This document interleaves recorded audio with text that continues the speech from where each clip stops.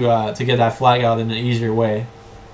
And it also forces bad spawns for them. Minibar spawns are not good spawns because they're pretty much pushed to they're forced to push through a small choke that if you're watching you're most likely going to get the kills from. What do you do when you get killed flank? You mean when I die flank? I mean it's kind of hard to where like I'm not telling you. You have to be more more detailed about your question. If I'm the one pushing flank and I die, I mean mainly nothing happens. You just kind of that push kind of like dies. That's pretty much what happens.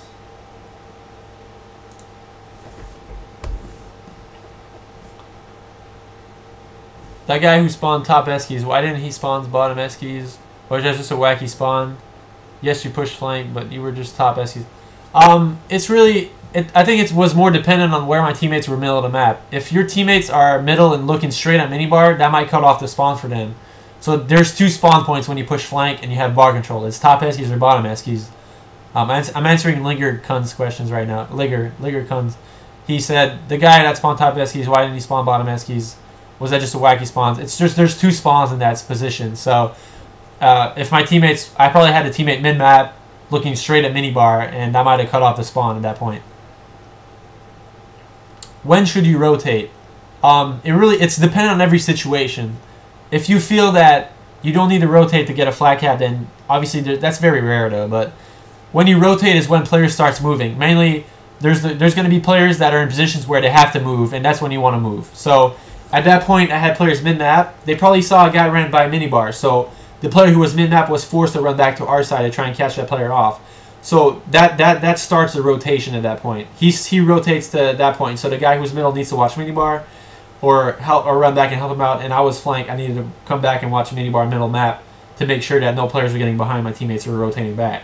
So it's just really, rotating is about the first element that makes a player move. So the first player that was in a position to make a play at my base had to move back. So everyone else started moving back at that point. There's not really a set time that you want to rotate. It's just really when you're needed to rotate, you have to be able to rotate.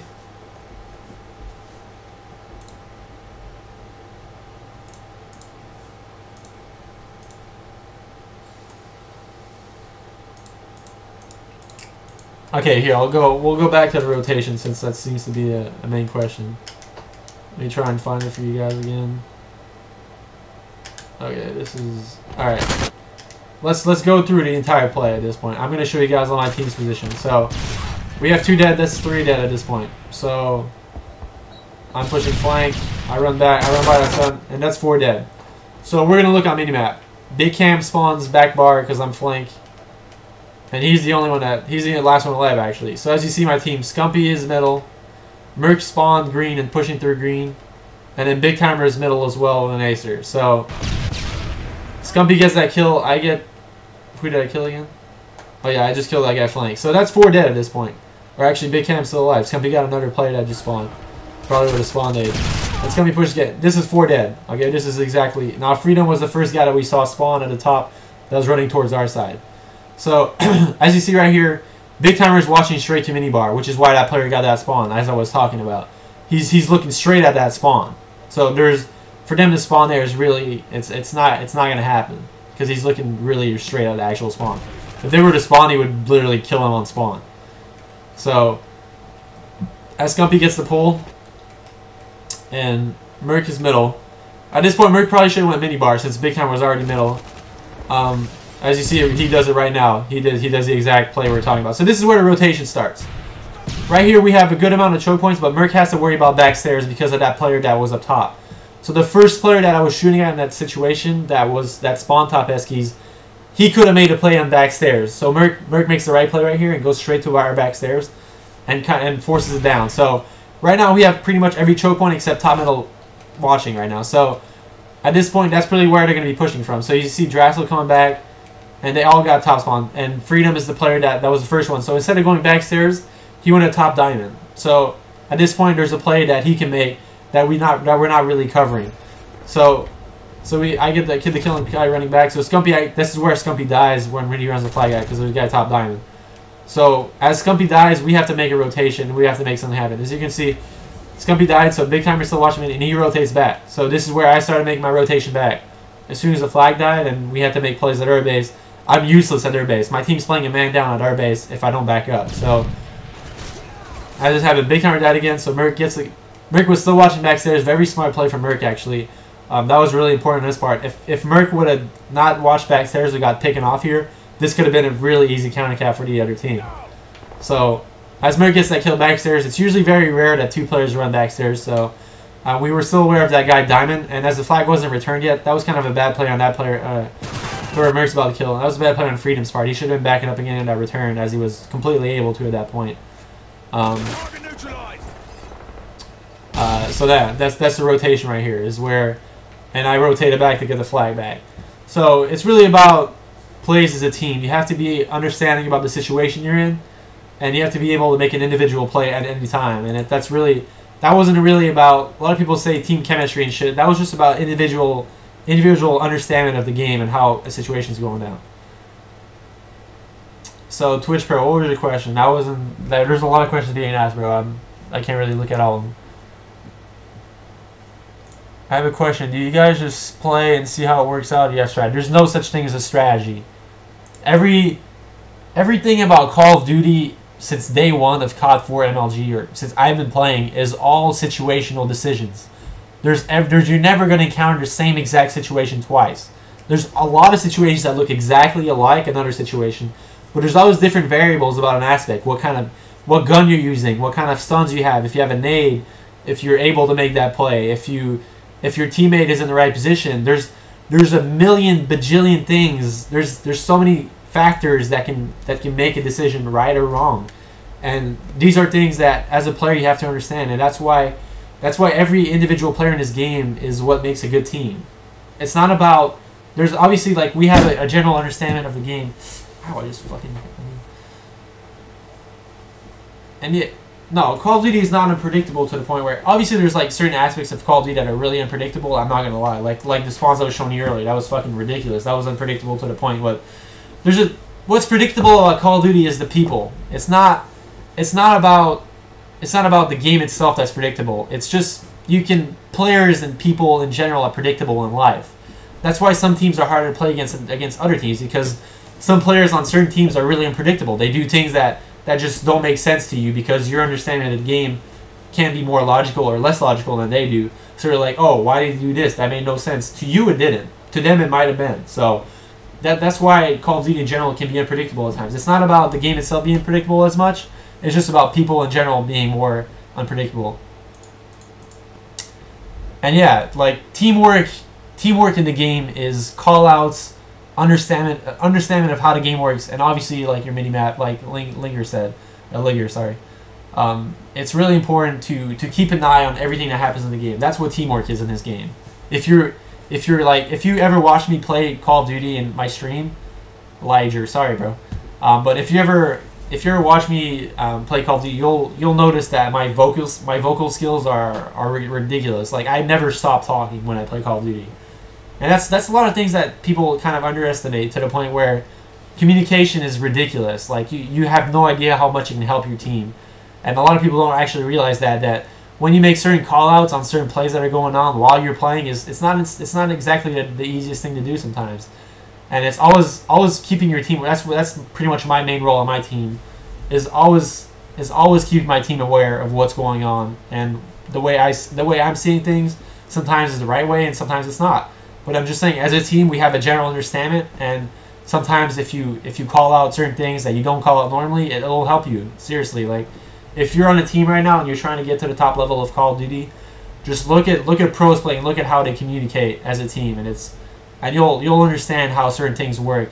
Some teams don't require as much communications because some people just kind of have a better, easier time playing the game without talking as much, and it kind of affects your level of concentrations if you don't have the best multitasking skills. But in general, every player needs to be calling out as much as they can. And yeah, we don't shut up. Like Liger's saying, we never shut up when we play. So all right, let's go over to second side. All right.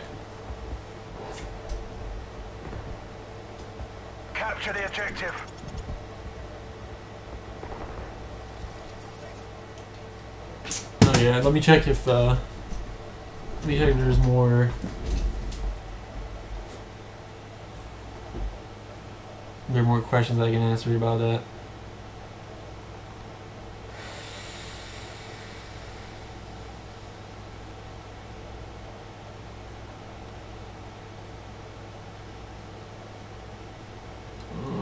Okay, I didn't really see that there isn't that many questions.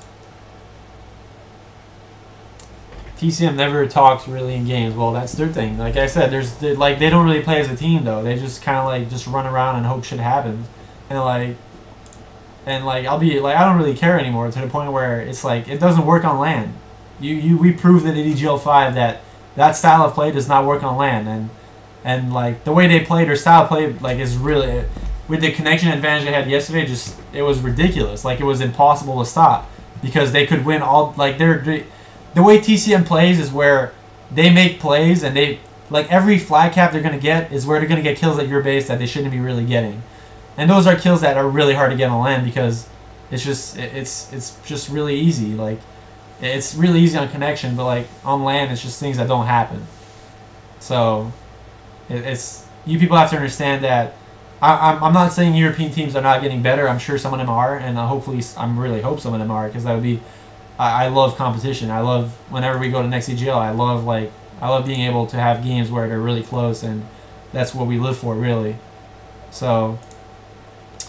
To the point where I don't really feel like how they played yesterday would ever work on LAN. I'm sorry to say. I love these guys. They're nice guys and shit, but it just makes no sense. Like every play they made yesterday was just a single guy at our base getting a kill that he shouldn't be getting, and it's just as simple as that.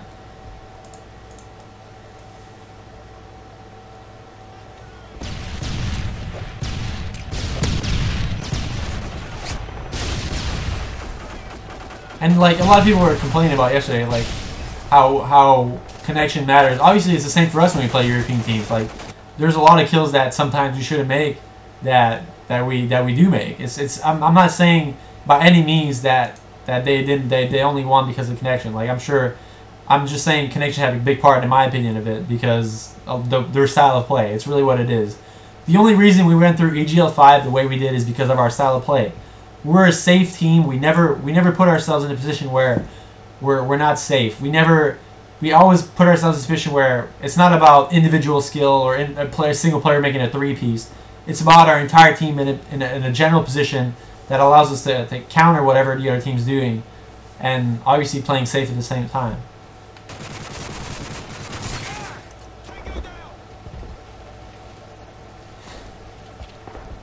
I don't really think much happened on this second side of. I'm trying to remember. I think I might want to go through this. Yeah, I'm gonna skip this second side of arkaden. Nothing really happened on that side that I feel like that could be really useful to you guys. Let's go over to lockdown. And I'm not running any commercials, guys, right now, so. I'm actually gonna run. I'm gonna run one now between games. But if anyone's complaining about commercials in the middle of the game, that's not me. I don't understand. Like, it's probably because you just joined the stream. Yeah, no, Prophecy. Like, I'm not saying that at EGL5, Prophecy was definitely the best team we played. There's no doubt. They were really strong. And our game could have went both ways, and they got the worst end of it. I was incredibly surprised that Western Wolves took him down, and I did not expect that.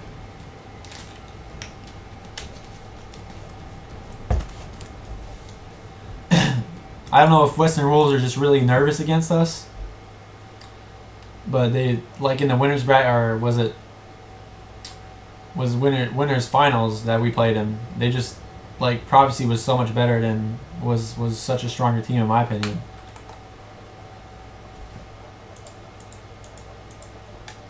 All right, I'm gonna do 2 more maps today. I'm gonna do lockdown, this one right here, and then I'm gonna do dome after that. So I'm gonna run a quick commercial before I start this one.